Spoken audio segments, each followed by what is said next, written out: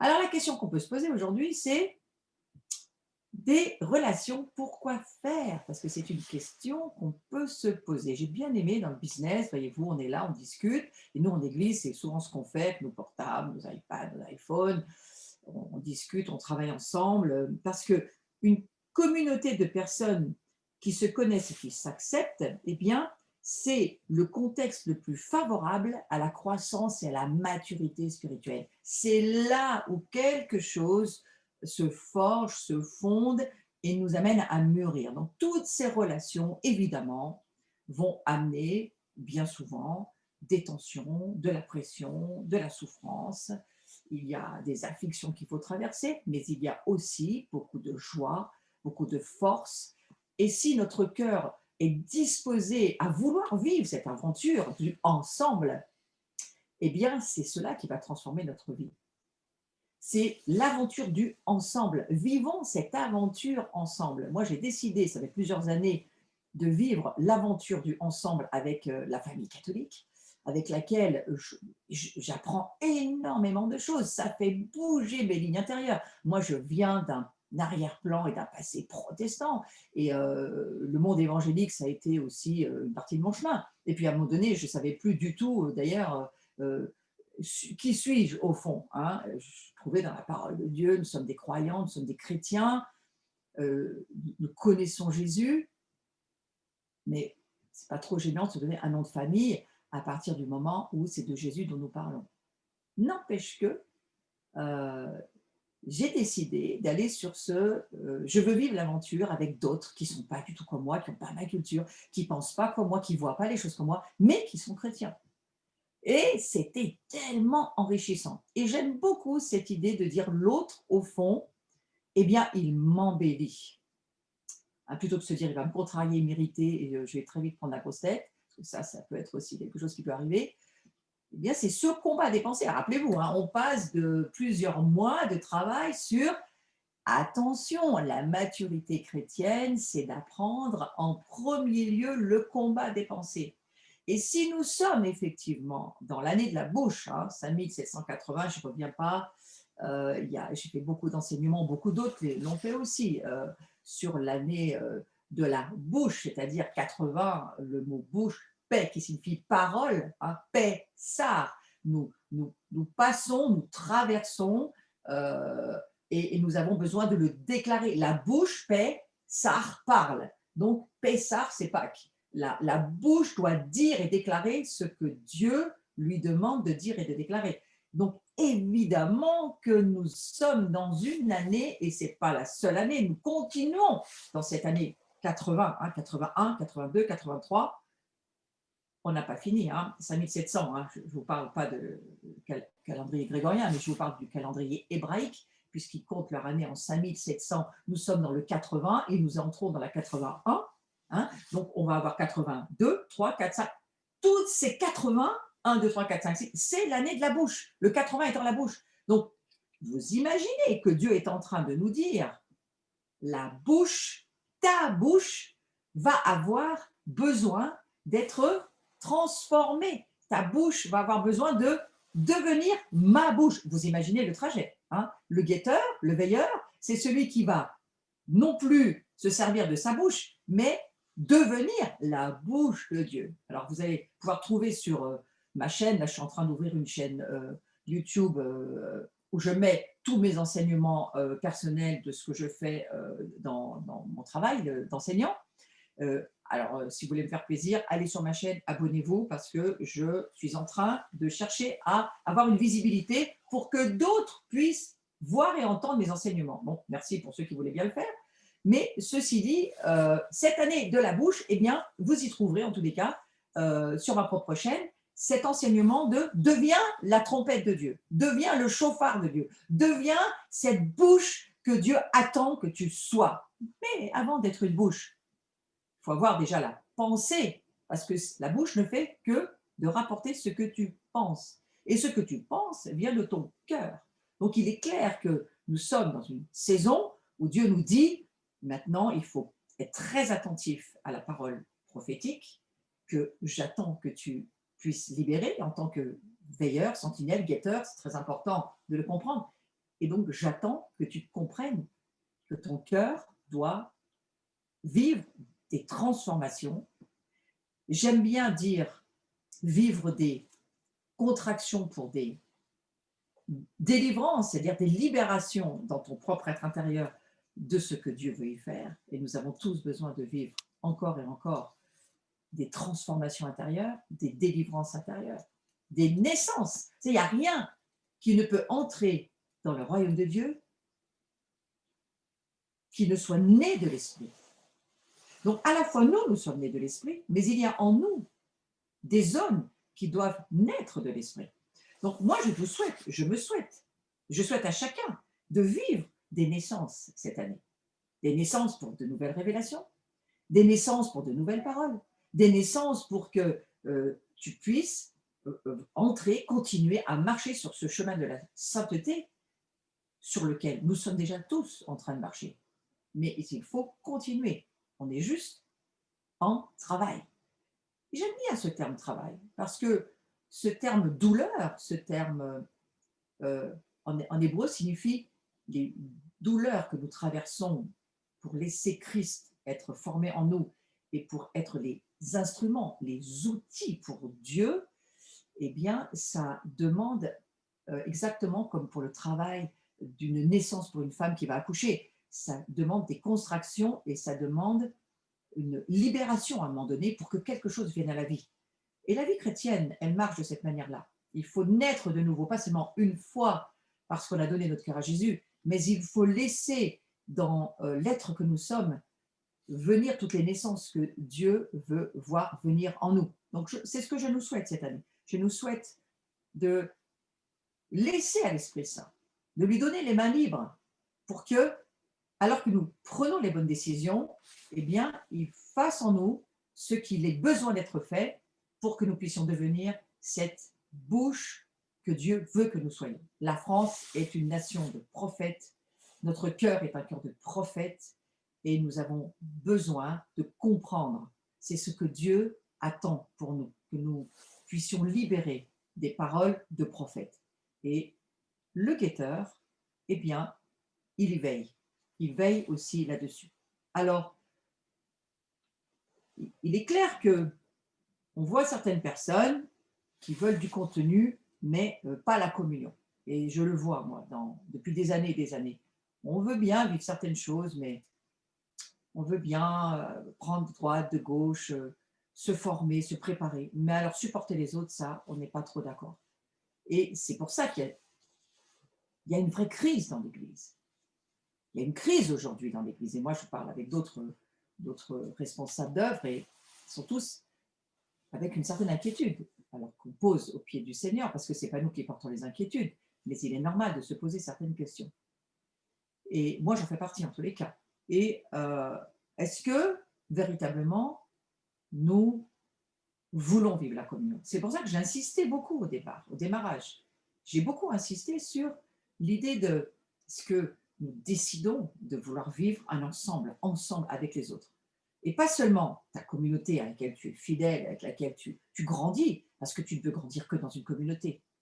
Alors j'appelle communauté, église, locale, œuvre à laquelle tu es rattaché. Mettez pas de valeur sur le mot, mais comprenez l'ensemble des personnes avec lesquelles vous êtes appelés à vivre. Ça peut être la mission, ça peut être n'importe quel autre genre de famille, hein, mais c'est une famille dans laquelle tu vis ta foi, tu le développes, à qui tu rends des comptes, parce qu'il faut bien entendu être sur ce que nous dit la parole de Dieu, hein, c'est-à-dire une équipe apostolique avec des apôtres et des prophètes, et puis avec des personnes de conseil qui sont là, des pères, des mères, qui sont là pour prendre soin, ça fait partie.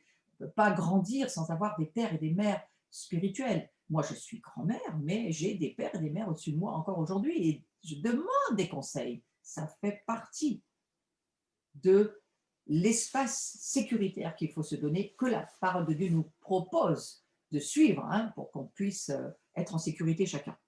Donc certaines autres personnes, elles viennent par intérêt personnel. Moi, j'entends des personnes, oui, mais je vais là, je fais ça, je fais ça. Même lorsqu'il n'y avait pas ces histoires de distanciation sociale et de pandémie, etc., des personnes qui ne veulent pas la communion fraternelle, elles ne veulent pas assumer cette lourdeur, cette pression de la relation humaine dans on va dire, un contact rapproché et formateur. Elles n'en veulent pas parce que ça les fait souffrir. Donc, j'ai envie de vous dire aujourd'hui, nous avons tous besoin de vivre des souffrances pour le Christ. Je ne parle pas des maladies du diable, je ne parle pas des malédictions, je ne suis pas en train de parler de ça. Mais lorsqu'on parle de grandir ensemble, on parle aussi de souffrir ensemble. Et je crois qu'il nous faut apprendre à accepter d'entendre la souffrance de l'autre, de ne pas nous mettre toujours au milieu, de penser qu'on est le sujet qui approuve. Non, non, c'est juste écouter, parfois accueillir, entendre, apprendre à écouter, souffrir ensemble, en communauté, et apprendre à peut-être pas forcément avoir une opinion sur la chose, mais accueillir la souffrance. Ça fait partie aussi. On n'a pas d'intérêt à faire ça, autre que de savoir que ça nous aidera à grandir, ça aidera l'autre personne aussi à grandir.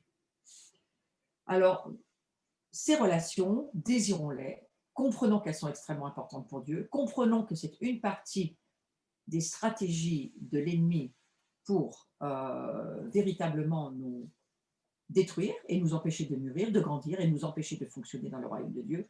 Soyons-en conscients et j'ai presque envie de vous dire, eh bien, vivons dans l'esprit opposé, c'est-à-dire décidons avec ce qui nous est possible de faire, vivons-le le mieux possible. Pour le moment, on a des Zooms, on a des YouTube, on a aussi, je le dis pour les communautés les dimanches, nous, les cultes sont ouverts, hein, et ce n'est pas que chez nous, partout en France, on a encore la liberté de culte. Frères et sœurs, profitez-en. Je ne peux pas vous dire jusqu'à quand. Profitez-en. Profitez de chaque espace qui vous est possible. J'ai entendu un prophète qui s'appelle Martha Lucia, aujourd'hui elle a plus de 80 ans, elle est âgée, elle est aux États-Unis, mais elle faisait partie de nos prophètes dans les fondations de la communauté, elle nous a beaucoup aidés dans les nations, quand on est parti dans les nations. Et elle m'avait dit une parole qui me revient pendant que je vous parle, elle m'avait dit, quand une porte est ouverte, profites-en, prends-la, vas-y. On parlait des nations, et on parlait du fait d'aller dans les nations, dans le mandat que Dieu nous donnait de courir sur les routes pour un tas de choses sur lesquelles le Seigneur nous demandait de prier et de faire du travail prophétique. Et on a bien fait, parce qu'en 10 ans, on a fait pratiquement le tour du monde. Aujourd'hui, on ne pourrait plus. Pourquoi on a bien fait? Parce que prends l'occasion que Dieu va te donner cette année. Vois comme quelque chose de très important, même si l'espace est limité, même si ce n'est pas ce que tu souhaites, même si ça limite ta propre vision. Dis-toi que l'opportunité qui t'est donnée, prends-la. La porte est ouverte, franchis-la. Reconnaissance faciale t'est donnée, passe. Parce que tout est une affaire d'occasion et d'opportunité. Et il me semble que l'Église, qui est sous test aussi, parce qu'on n'est pas seulement sous test pour le Covid, hein, on est sous test spirituel pour un tas de choses. Et ce test-là, je le redis à l'Église que nous sommes là, rassemblés, qui écoute ce que Dieu essaie de nous dire aussi, eh bien, ce test, il est pour chacun d'entre nous. Il est important de ne pas vivre que sur Zoom et de ne pas vivre que sur YouTube, mais de trouver un lieu et d'avoir prends l'opportunité de vivre véritablement une vraie communion parce que c'est la seule solution pour vraiment grandir en maturité. C'est-à-dire, bon, tu as un travail, tu vois bien la vie quotidienne tous les jours, je suppose que tu vis déjà la communauté de vie avec d'autres personnes, pas forcément chrétiennes. Mais dans le monde du royaume de Dieu, c'est incontournable. Jésus n'a jamais vécu tout seul. Il avait 12 disciples avec lui. Il allait dans les synagogues. Il participait à ce qui se passait dans son temps. Et il était dans des contacts humains extrêmement profonds. Alors, on est d'accord, on ne peut pas avoir des contacts humains tous les mêmes avec tout le monde, mais sûr que non, Jésus ne l'avait pas. Il parlait aux grandes foules, mais il avait quelques-uns très proches de lui, avec lesquels, je pense qu'ils ont eu cette grande chance, hein, les apôtres, les disciples autour de Jésus, eh bien, ils ont dû quand même avoir une sacrée maturité, hein, parce que c'est quand même fort d'y penser. Ouais. Alors, il y a une clé importante qui découle de cela. Nous sommes appelés à donner notre vie pour les autres. Et c'est l'identification à la croix. Nous sommes appelés à vivre pour servir les autres. Et pas nous servir. Et on doit faire très attention à notre cœur dans cette saison. Parce que c'est vrai que on se prépare et on est là et on se dit c'est bien normal, on a des possibilités de tas de choses pour nous former, pour nous préparer, pour remplir ce temps, que nous avons beaucoup de temps, puisqu'aujourd'hui beaucoup de distractions sont fermées, il y a un tas de choses qu'on ne peut pas faire. Et ça nous génère peut-être, pour certains en tous les cas, plus de temps. Et, euh, et bien voilà, prenons ce temps, mais demandons aussi au Seigneur, qu'est-ce que je peux faire pour servir les autres? Parce que la vie chrétienne, c'est d'abord servir les autres. Et ta vie, elle est en transformation pour servir les autres. Et grandir avec les autres, c'est servir les autres. C'est apprendre ce service, cette chose que Dieu va te demander, qui ne demandera pas aux autres, mais qui demandera juste à toi, mais qui fera marcher la communauté, qui fera marcher l'ensemble des relations dans lesquelles tu te trouves, et que si tu n'y es pas, eh bien, il manque. Tu manques. C'est pour ça que j'ai trouvé très intéressant qu'au début, il y avait cette chaîne de petits personnages, un seul passé à la loupe, parce que Dieu nous regarde comme ça. Il nous regarde à la loupe et il nous parle d'une façon personnelle. À la fois, nous sommes dans un ensemble, mais à la fois, nous avons chacun notre relation avec Dieu. Il nous demande des choses qu'il ne demande pas aux autres. Il nous dit des choses qu'il ne dit pas aux autres. Il va faire des choses avec nous qu'il ne fera pas avec les autres, mais qui, si nous les mettons au service des autres, c'est là où ça va être extrêmement riche. Donc Dieu installe les fondements de son royaume au travers du corps que nous sommes. Donc je veux faire un parallèle entre les fondements du royaume de Dieu et le corps du Messie. Parce qu'on peut avoir beaucoup dans notre tête l'évangile de l'Église, mais il n'existe pas l'évangile de l'Église. C'est une fausse doctrine. Jésus n'a jamais annoncé l'évangile de l'Église de Dieu. Il a annoncé l'évangile du royaume de Dieu. Donc, le royaume de Dieu, il a un roi. Le roi, il est souverain. Alors ça, c'est le grand sujet aujourd'hui. Je ne vais pas aller là-dessus, mais il y aura à dire. Le souverainiste, beaucoup de gens sont souverainistes aujourd'hui, et je peux le comprendre, parce que Jésus, c'est un souverain. Mais lui, son royaume, c'est les nations, ce n'est pas une nation. Et il est souverain de toutes les nations. Et il fonctionne avec toutes les nations. Donc, son cœur est un cœur pour les nations. Alors, nous, on a besoin de laisser notre cœur s'élargir aux nations. Et on a besoin de comprendre que l'installation que Dieu fait, ce n'est pas nous qui le faisons, c'est Dieu qui le fait. Nous, on est juste des outils, des instruments, des enfants que Dieu aime. Il veut qu'on coopère avec lui, on participe à sa nature divine. C'est un mystère incroyable. On participe à sa nature. Si nous savions dans la révélation, on ne peut pas avoir une relation totale, mais dans une plus grande révélation, qui nous sommes, peut-être beaucoup de choses changeraient dès à présent. Mais nous allons sur le chemin que nous pouvons aller. Et en tous les cas, Dieu, il installe les fondements de son royaume au travers du corps que nous sommes. Donc nous devons faire vraiment un lien entre le corps de Christ, le corps du Messie, le corps de Yeshua. C'est la même chose. Ce corps que nous sommes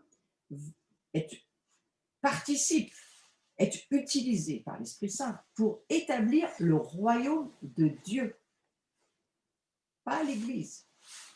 Parce que nous sommes l'Église.